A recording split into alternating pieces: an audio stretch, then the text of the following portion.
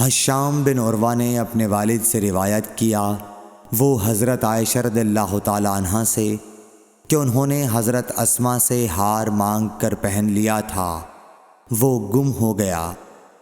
رسول اللہ صلی اللہ علیہ وسلم نے ایک آدمی کو اس کی تلاش کے لیے بھیجا، جسے وہ مل گیا۔ پھر نماز کا وقت آ پہنچا اور لوگوں کے پاس جو ہار کی تلاش میں گئے تھے پانی نہیں تھا۔ لوگوں نے نماز پڑھ لی اور رسول اللہ صلی اللہ علیہ وسلم سے اس کے متعلق شکایت کی۔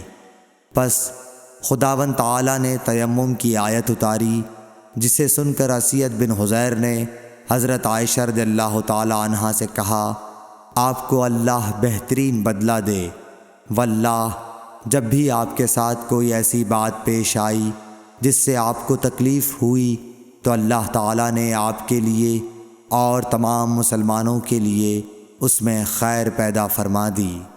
صحیح بخاری حدیث نمبر 336۔